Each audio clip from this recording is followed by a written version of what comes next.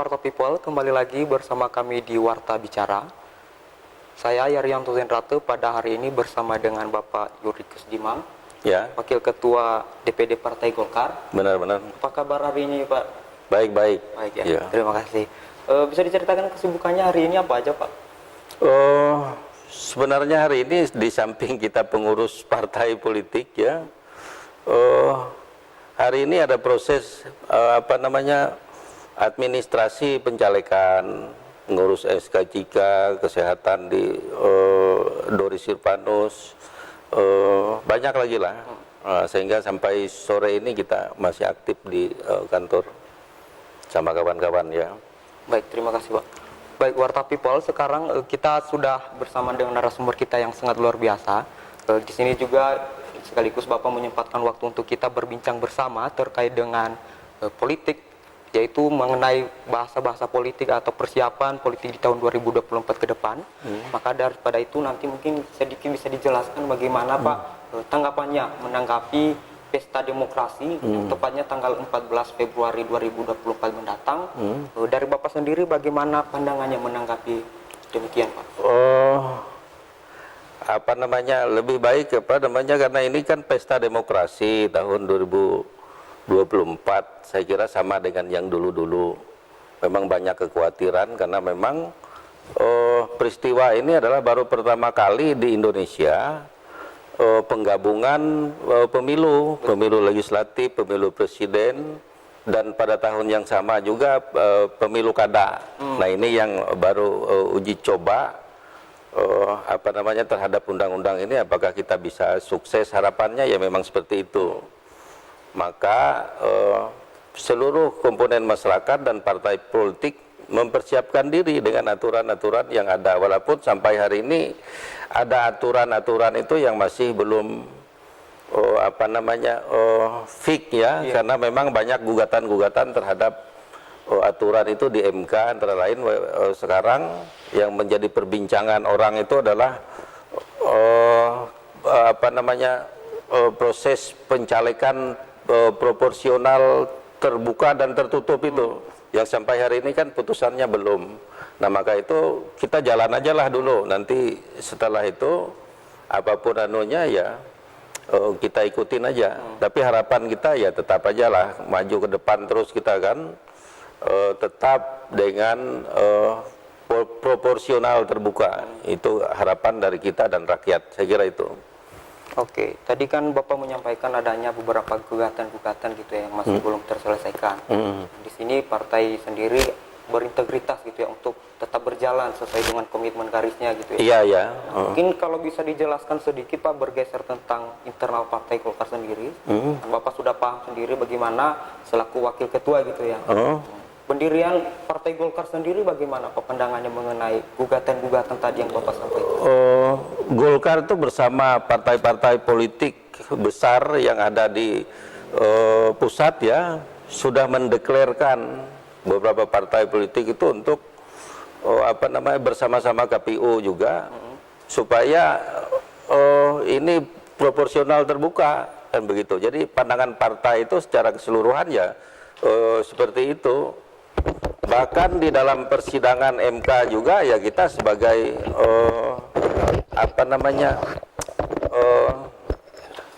memberikan masukan juga ya, sebagai saksi terkait ya. Betul. Saksi terkait dengan argumen-argumen kita, dengan ahli-ahli kita yang kita tampilkan di MK itu ya. Intinya kita tetap mau menginginkan proporsional terbuka itu ya, supaya kita ndak mundur ke belakang lagi. Betul. Itu.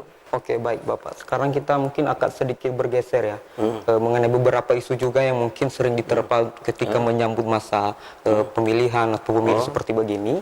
Di sini kan sering terjadi money politik yang sering kita dengar sebagai money politik di masyarakat kalangan luar. Jadi bagaimana tanggapan Bapak menanggapi hal tersebut yang memang sering sekali menjadi bahan kuncingan di masyarakat gitu? Ini bukan dilema menurut saya, tapi sesuatu yang harus kita tinggalkan, tetapi tidak langsung dalam pemilu ini lalu dihapus betul, tapi sistemnya kita bangun. sistemnya kita bangun, lalu pengalaman-pengalaman pemilunya sudah kita lewati, ya, bahwa sesuatu yang berbau money politik itu memang tidak bisa, dalam aturan juga seperti itu, tapi apa namanya, ruang-ruang untuk itu masih terbuka lebar. Nah, maka apa namanya, diperlukan pendidikan politik itu bagi masyarakat juga, ya, bagi orang-orang partai juga, bahwa demokrasi ini jangan sampai terjadi hal-hal seperti itu. Jadi partai politik juga, partai politik manapun tidak menginginkan seperti itu. Tapi fenomena ini terjadi, ya, di tengah-tengah masyarakat. Nah, maka yang perlu dilakukan pendidikan politik itu bukan hanya kepada partai politik, kepada masyarakat juga, ya, supaya masyarakat memahami bahwa dengan money politik atau serangan pajar itu kan tidak bisa menghidupkan orang selama 5 tahun kan. Nah, tapi yang bisa menganukan orang selama 5 tahun itu adalah bagaimana integritas daripada calon pemimpin ini, kemudian apa namanya, program-program yang akan dilaksanakan sesuai dengan apa namanya, platform partai itu sendiri. Iya, betul, Pak. Itu yang bisa menjadikan sesuatu kemajuan kepada masyarakat itu sendiri, baik di pusat dan di daerah. Tadi Bapak menjelaskan adanya beberapa pendidikan politik ya yang memang sebetulnya itu tidak juga seluruh masyarakat itu menerimanya, Pak, sampai ke masyarakat pendidikan politik ini, karena kan sebagian mayoritas juga masyarakat ada yang memang bukan kaum milenial gitu. Ada yang mungkin masa tuanya itu masih belum mendapatkan internet atau media sosial yang memang informasi seperti begitu. Sebagai orang yang memang udah paham di dalam partai dan mungkin udah berdiri sendiri di partai, bagaimana pendidikan politik itu, partai politik masuk ke masyarakat memberikan edukasi mengenai money politik tadi. Oke. Turun ke masyarakatnya gitu. Jadi ada dua segmen tadi ya, satu milenial, satu kaum gatek, kayak gitu aja lah. Betul, begitu, Pak. Kalau milenial itu biasanya menurut penelitian kami dia tidak banyak bersinggungan dengan money politik. Itu apa namanya? Jadi milenial ini tidak banyak bersinggungan dengan money politik. Sedangkan bonus demografi sekarang 60% adalah pemilih milenial. Otomatis itu tidak perlu kita anukan. Nah, yang 40% ini kita masuki. Kalau di partai itu ada institut apa namanya, politik di partai, masing-masing partai itu ada. Nah, kemudian di masyarakat juga kita sudah lakukan apa namanya, sosialisasi. Walaupun ya saya bilang itu kan gradual ya, itu tidak bisa kita apa namanya, lepas dari hal-hal seperti itu. Nah, tapi kalau seiring dengan kemajuan apa namanya, negara ini, biasanya hal-hal money politik itu sebenarnya ada korelasinya dengan kesejahteraan. Betul. Ya, apabila negara itu semakin maju, maka hal-hal yang seperti itu tidak penting bagi masyarakat. Nah, tapi kalau masyarakatnya belum sejahtera, maka hal seperti itu masih penting gitu. Iya, betul, Pak. Nah, maka tujuan kita ini adalah bagaimana negara ini bisa maju dengan ekonomi yang tangguh di dunia, kan seperti itu. Saya kira itulah target kita yang jangka panjang, saya bilang tuh. Mungkin 5-10 tahun udah berakhir semua isu-isu yang seperti itu. Baik, oke. Tadi Bapak menjelaskan ya mengenai money politik ini secara universal, secara keseluruhan gitu ya. Kita sedikit mengerucut ke Kalimantan Tengah, daerah kita, Bapak. Mengenai money politik ini sendiri, bagaimana tanggapan Bapak yang memang terjadi gitu isunya, bagaimana fenomenanya di Kalimantan sendiri? Kalau tanggapan Bapak, apakah memang udah masih menjamur atau memang sudah mulai menghilang gitu, seperti begitu? Itu kan tergantung sistem juga. Memang ada baiknya juga kan, apa namanya, sistem yang mau dibangun kemarin itu kan, yang proporsional tertutup, sehingga sentuhan-sentuhan caleg ini ke masyarakat kan tidak ada, kan begitu. Nah, sehingga ideologinya mantap. Nah, tetapi kalau sistemnya seperti ini, ruangnya masih ada juga, ruang masih ada. Tapi saya katakan setiap hari, setiap pemilu ya harus turun lah, anunya harus turun dan bahkan tiada, karena tujuan kita pemilu itu kan memilih pimpinan. Itu Nah ini yang agak sulit juga karena memang di Kalteng ini hal-hal seperti itu ya masih kelihatan ada transaksional antar caleg dan ini. Nah ini diperlukan kecerdasan daripada masyarakat aja betul. menilai gitu loh, apakah dia mau yang menang satu hari itu aja atau dia mau dipimpin oleh orang selama 5 tahun dengan kualitas yang memadai. Betul. Itu. Baik, terima kasih Bapak. Kita sedikit bergeser dengan isu politik identitas ya Pak. Mungkin ini menjadi salah satu momok atau isu yang cukup buruk bagi dunia politik saat ini gitu loh, mengenai politik identitas saat ini. Memasukkan status seseorang atau status ras, suku atau apapun itu, agama di dalam dunia politik, itu mencampur adukan gitu. Bagaimana tanggapan Bapak menanggapi hal itu sekarang? Memang negara kita ini kan negara demokrasi, itu lalu hal-hal seperti itu menjadi terbuka, menjadi satu alat politik. Betul Pak. Lalu dari sejarahnya memang beda kita dengan Amerika. Amerika itu kan gabungan orang-orang, bangsa-bangsa yang berkumpul di Amerika begitu. Nah sehingga apa namanya sistem demokrasinya adalah agak liberal. Ya betul. Nah lalu di Indonesia ini ya sejak tahun 1928 ya pemuda kita berkumpul. Artinya Indonesia ini adalah gabungan daripada suku-suku, bukan bangsa-bangsa. Dari suku-suku. Nah maka akomodasi daripada suku-suku di Indonesia ini harus terakomodir juga, baik di pusat maupun di daerah. Itu saya anggap itu positif. Nah tapi kalau identitas ini ditunggangi oleh orang politik, nah maka ini yang salah, karena dia akan liar, ya tidak terukur, tidak tertata dengan baik, karena ini ada ambisi daripada orang-orang yang menunggangi daripada identitas ini sendiri, baik itu agama, suku dan lain sebagainya.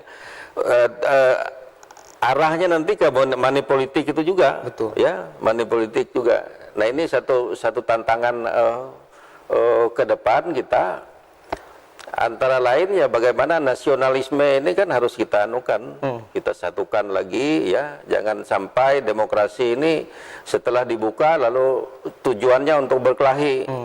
Tujuan demokrasi itu adalah untuk melihat orang-orang itu secara bebas dan terbuka dari sisi kualitasnya. Jadi bikin dari sisi tapi untuk memilih itu diperlukan kuantitas kan, banyak orang. Nah itu yang bisa ditunggangi ditunggangi oleh orang-orang politik.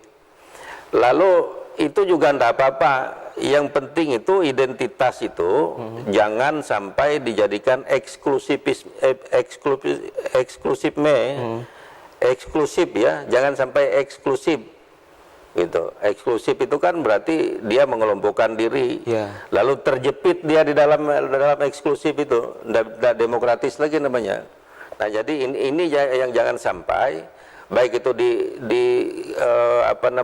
kesukuan jangan eksklusif, di agama jangan eksklusif, ya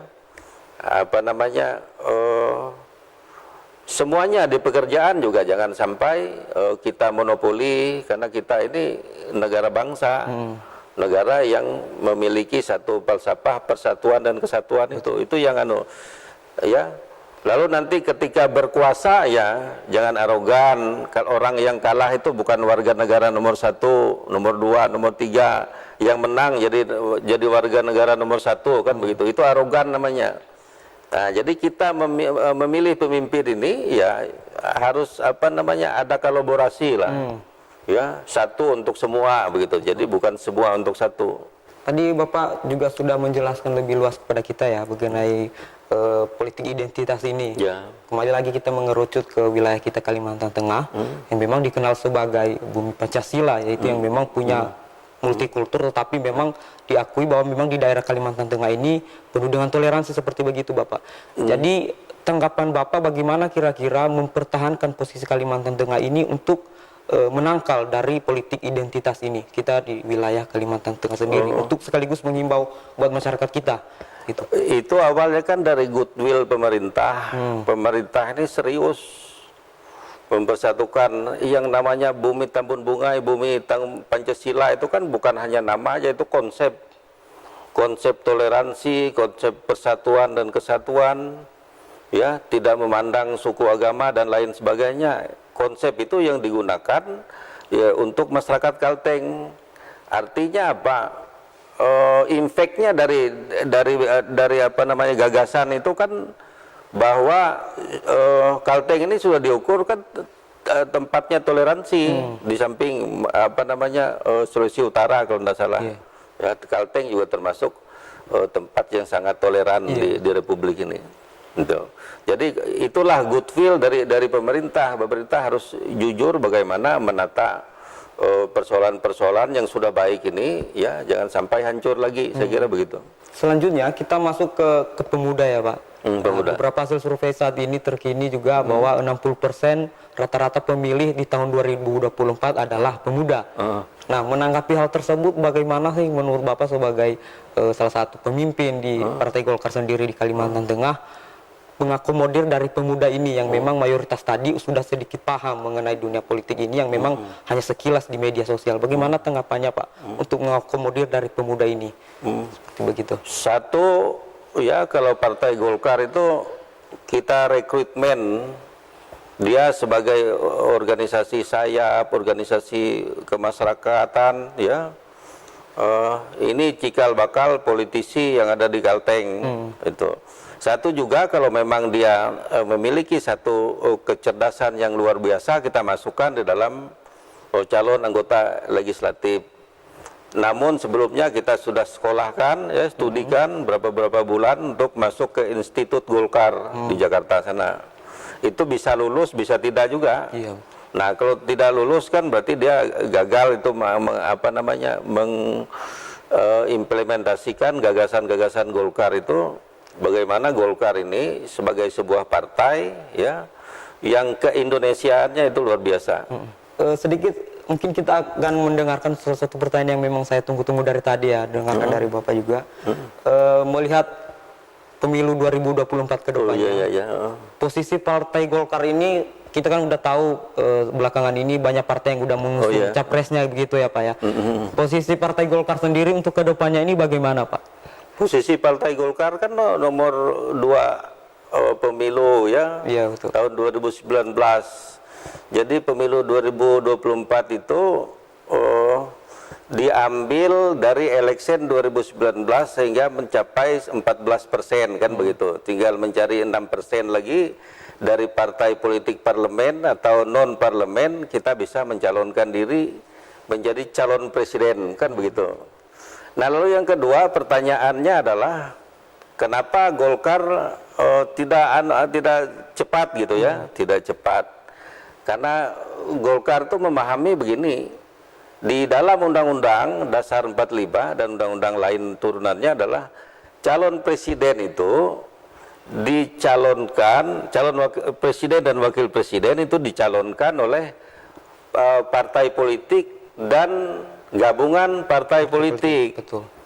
Nah, fenomena yang ada sekarang itu kan calon presiden itu adalah orang yang populer, Ya, betul. mencari calon presiden. Lalu pertanyaannya, apakah yang populer itu bisa menjadi calon presiden? Itu tidak bisa karena dia dicalonkan dari partai politik dan gabungan partai politik, kan begitu rumusnya seperti itu kan, aturannya seperti itu. Maka Golkar itu mengharapkan, ya, bahwa pemilu 2024 ini penuh dengan suasana damai, suasana persahabatan, pesta ini benar-benar jadi tidak saing-saingan seperti yang di media sosial tuh yang macam-macam, ya, saling tuding ini itu dan lain sebagainya. Nah, maka Golkar maunya seperti itu, siapapun calon yang kita anukan nanti itu akan bermanfaat bagi masyarakat. Jadi pertanyaannya, apabila misalnya yang populer itu tidak dicalonkan oleh partai politik misalnya, kan tidak ada gunanya juga kan. tetap aja yang namanya partai politik itu yang mencalonkan presiden. Nah ini hari ini digodok semua kan, Iya, betul. digodok semua di apa namanya politik daerah menyerahkan itu ke DPP semua untuk mereka berunding ya, berkomunikasi dengan baik. Sudah itu apa namanya gagasannya sama untuk apa gitu. Begitu. Bagaimana mengatur pemerintah nanti. Nah, ini yang belum dan ruang itu masih dinamis. Ya, masih dinamis karena apa? Karena pendaftaran itu kan bulan Oktober kan? Bulan Oktober, September pendaftaran. Bisa saja yang ditampilkan oleh sekarang ini calon ini ke sini, bisa aja nanti calon ini ke sini itu. Jadi Golkar kan udah melihat hal-hal seperti itu. Jadi kita tidak masuk dalam pertempuran seperti itu ya, elektabilitas tinggi dan lain sebagainya, tapi quality yang kita lihat. Quality itu adalah siapa calon presidennya, lalu partai-partai apa yang bisa gabung, yang satu gagasan untuk bisa membangun bangsa ini untuk 5 sampai 10 tahun ke depan. Bahwa kan kita itu ke sana. Konsep kita sudah ke sana. Malah Golkar itu konsep pembangunannya sampai 2045. 100 tahun Indonesia merdeka itu ya kita sudah berada di mana, di posisi kita di negara maju dunia. Itu sudah kita ukur semua. Saya sedikit menyimpulkan tadi dari penjelasan Bapak ya mengenai arah pandang Partai Golkar ke depannya menyambut Pilpres 2024. Mungkin saya melihat bahwa Partai Golkar tidak begitu terburu-buru dalam hal ini ya untuk memilih bakal calonnya atau dari koalisi atau kolaborasinya. Benar. Bisa dijelaskan Bapak, ini adalah merupakan salah satu strategi dari Partai Golkar atau memang sudah menjadi regulasi ketentuan yang memang diikuti dari Partai Golkar sendiri? Saya kira ini pakemnya Golkar kan dari dulu seperti itu. Karena dia ini sebagai, di samping dia partai politik, Golkar ini kebiasaan adalah orang pemerintahan dari dulu. Dari dulu. Jadi pemerintahan apapun yang berkuasa dia masuk di sana. Tidak sebagai oposisi. Jadi dia selalu membawa partai ini sebagai partai pemerintah. Maka kita tidak berada pada posisi rebut-rebutan figur presiden itu sebenarnya. Yang kita rebut itu adalah gagasannya, gagasan ke depan, konsep ke depan, bagaimana ini. Apabila dia koalisi ya oke juga. Malah kemarin kebetulan saya ini kan ketua Jenggala Center itu, ketuanya di sana kan pembinanya Pak Yusuf Kalla. Nah, kemarin saya ditelepon, gimana Pak Yurikus kalau Pak Anies sama Pak Erlangga nih yang kita calonkan. Ya, saya katakan itu kan urusan kalian di pusat ya, kalian di pusat. Kami ini menerima aja setelah dikaji secara matang, kami menerima aja apa yang dianukan. Atau Pak Prabowo sama Erlangga itu sudah masuk juga kan itu. Atau disatukan lagi koalisi besar ini ya, termasuk AHY dan lain sebagainya, kita satukan melawan grupnya Ganjar misalnya. Tapi di sana Ganjar dengan Pak Erlangga itu kan satu, karena mereka ada koalisi Indonesia Maju kan. Tanggal 22 kemarin, tanggal 2 ya, itu dipanggil oleh Pak Jokowi karena Ibu Mega itu kan keburu mengumumkan mengumumkan Ganjar kan, keburu mengumumkan Ganjar. Jadi ini agak bergejolak sedikit nih koalisi Indonesia Maju kan, sedangkan menteri-menteri kabinet Jokowi ini semuanya ada di 6 partai politik itu, kecuali Nasdem kan. Nah, Nasdem juga sampai sekarang kan menterinya ada 2 masih kan, ada 3 itu, menteri Jaksa Agung dan lain sebagainya kan. Bukan Jaksa Agung, Menteri Kehutanan, Menteri Kominfo itu kan masih bercokol semua di sana. Setelah Ibu Mega mengumumkan Ganjar ini kan ada sedikit. Ini bahaya kan? 1,5 tahun ke depan kalau kabinet ini bubar semua gimana? Selesai kan? Maka tadi malam itu ada pertemuan mereka. Jadi bukan pertemuan politik tapi gagasan ke depan. Ayo kita tetap aja ini. Gitu, jangan dihiraukan dengan urusan Pilpres 2024. Tetap aja kita sampai 2024 itu koalisi ini tetap utuh. Itu. Oke, baik Bapak. Berarti kalau ini saya masih mau terus menggali ya gimana posisi dari Partai Golkar sendiri mengenai bakal calon dari presiden ini untuk di wilayah Kalimantan Tengah sendiri Pak, dari DPD ke DPC-nya sampai anak rantingnya ke bawah. Apakah itu mengikuti instruksi dari DPP-nya untuk bakal calon ini atau memang ada forum tertentu untuk memberikan suara yang pas nantinya gitu?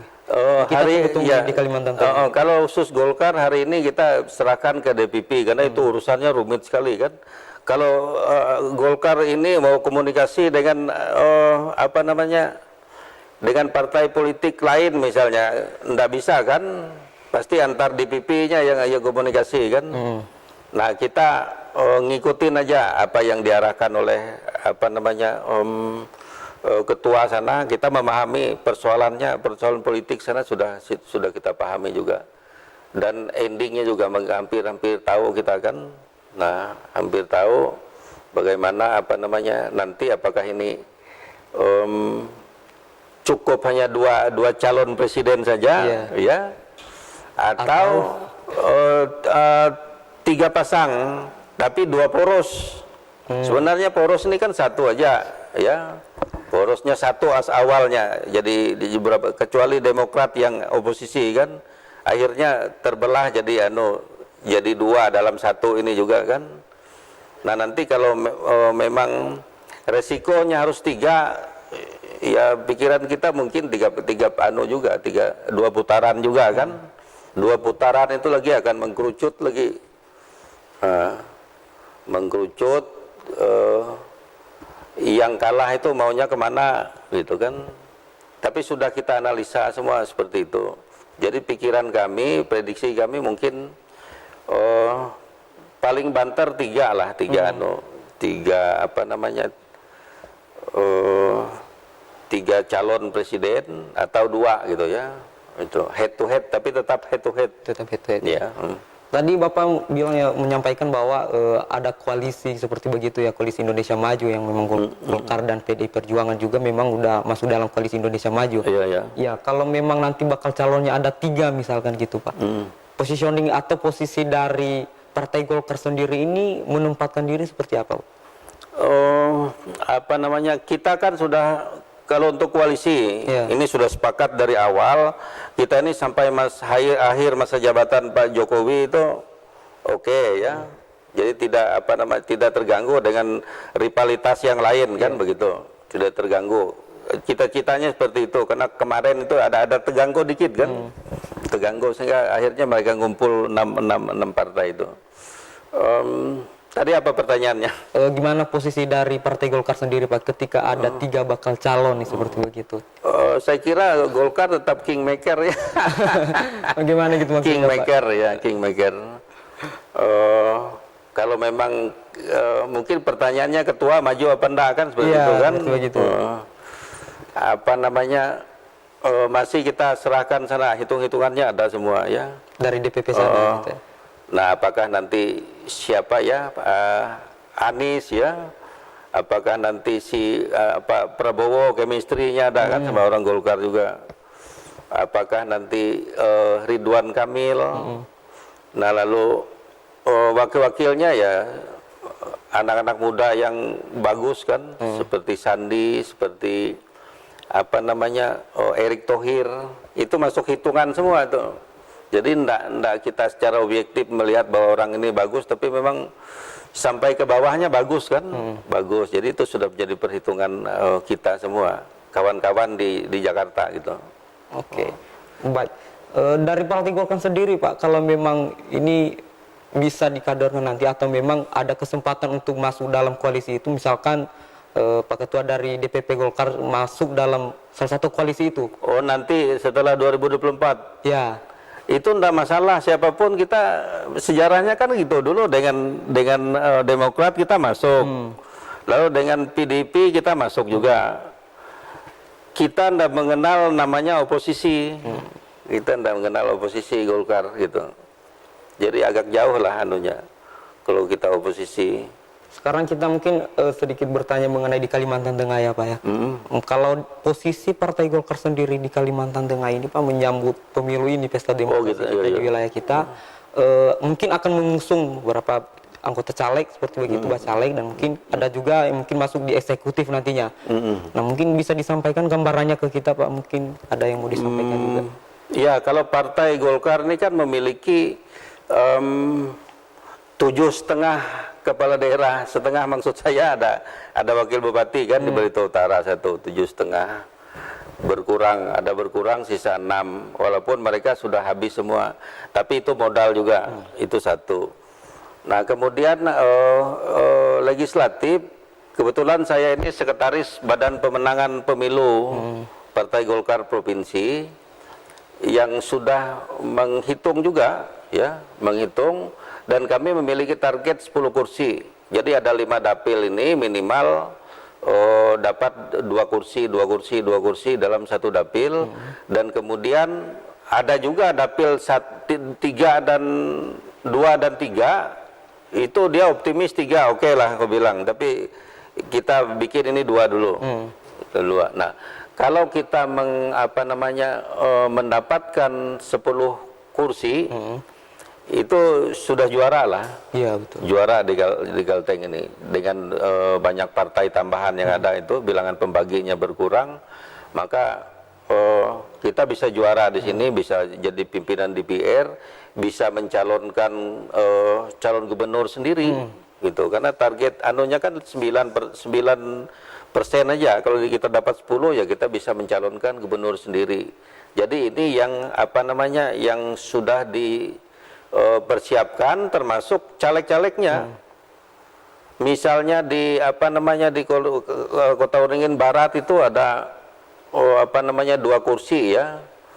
Nah 2 kursi ya, kita targetkan 2 kursi dengan memasang jagoan-jagoan kita kan, yang ada di sana, yang siap tempur segala. Karena pilkada pemilu ini ya harus kita pasang jagoan ya, jagoan. Jadi bukan ayam sayur yang kita anukan, jagoan gitu loh.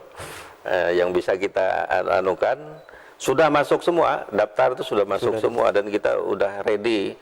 Lalu untuk kabupaten kota seperti itu juga, yang saya katakan modal tadi, dari beberapa bupati itu yang mendominasi Kalteng, otomatis itu secara powership ya, relasi kuasa namanya, bisa memerintahkan kawan-kawan daerah itu untuk nambah-nambah kursi.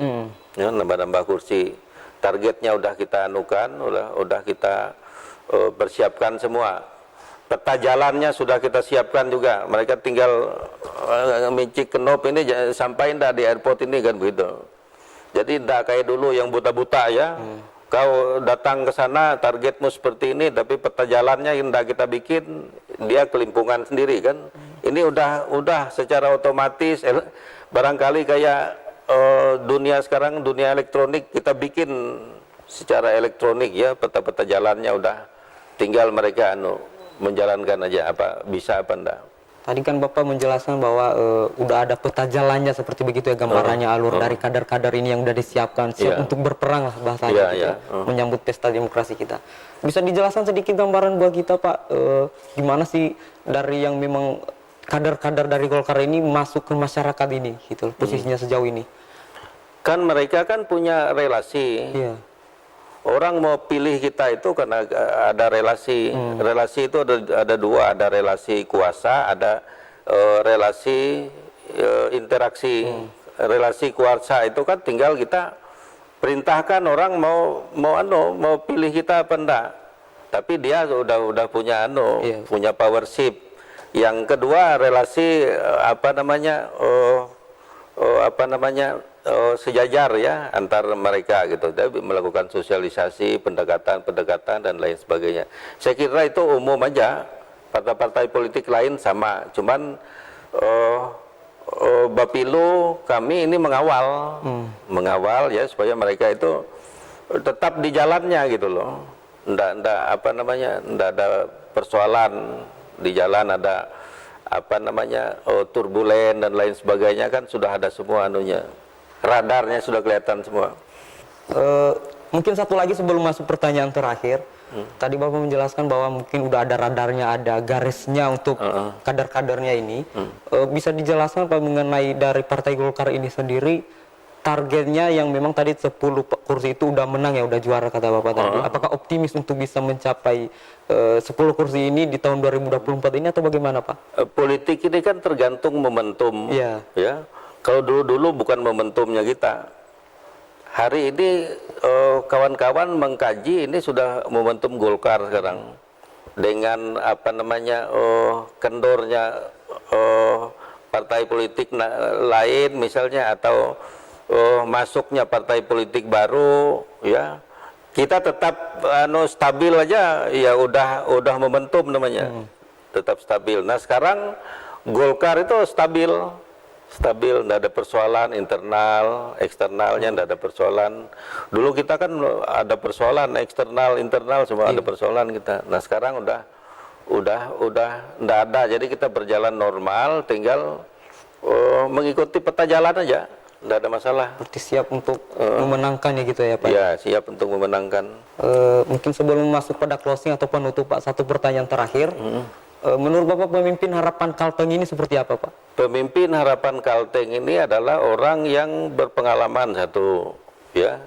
Yang kedua orang yang memiliki intelektual tinggi, ya, karena dia bisa menata sesuatu itu dengan intelektual, dia bisa merespon, menangkap sesuatu itu dengan intelektual, ya itu. Nah kemudian apa namanya pimpinan ke depan itu ya memang tokoh masyarakat, tokoh yang sudah dikenal baik dari awal sampai akhir, ya, tidak ada masalah. Nah sehingga apa namanya korelasi antara politik, ya, pemerintahan, korporasi ini berjalan lancar semua, ya, investasi masuk, pemerintahan stabil, politiknya stabil, pimpinan daerah sebagai pembina politik daerah bisa mengakomodir semua. Itulah pimpinan politik Kalteng. Karena Kalteng ini terkenal dengan apa namanya adatnya itu dambung segala itu dulu kan, ada apa nama superiornya, tapi superior ini apa namanya intelek, adil, ya gitu. Jadi tidak berpihak dan lain sebagainya. Jadi itulah filosofi Kalteng ini yang dianukan. Nah hari ini saya lihat kan belum maksimal hal-hal yang seperti itu, sehingga ada ganjalan di masyarakat ini. Kenapa kok seperti itu? Ya, sebagai kita ini tidak ada tuntutan lain sebenarnya adalah bagaimana harmoni antara pemerintah, masyarakat, keamanan dan lain sebagainya bisa berjalan dengan baik. Bisa disampaikan closing terakhir buat teman-teman Warta Bicara Pak, ada satu harapan atau himbauan yang mau disampaikan untuk menyambut pemilu 2024 sebagai closing penutup dari Bapak untuk masyarakat? Untuk masyarakat, ya, saya sampaikan bahwa pemilu ini adalah pesta demokrasi. Karena pesta dia ndak usah ndak usah rame-rame, ndak usah kelahi, ikuti dengan riang gembira, ya, coblos sesuai hati nurani. Atau kalau ndak hati nurani, orang yang Anda memang kenal punya integritas bagus, ya, hubungannya dengan masyarakat bagus, yang bisa memimpin masyarakat dengan bagus, ya, dengan aman, tentram dan damai, ya pilihlah itu. Saya kira seperti itu, ya. Karena gagasan itu sudah disampaikan oleh pendiri-pendiri apa namanya Republik ini, bahwa apa namanya untuk memilih pemimpin, apakah itu eksekutif dan legislatif, ya harus yang arif dan bijaksana. Kayak itu aja yang intinya. Baik, closing yang sangat luar biasa. Baik, terima kasih Bapak untuk kesempatan waktunya buat teman-teman Warta Bicara pada kesempatan ini, dan sampai jumpa lagi pada Warta Bicara selanjutnya. Terima kasih.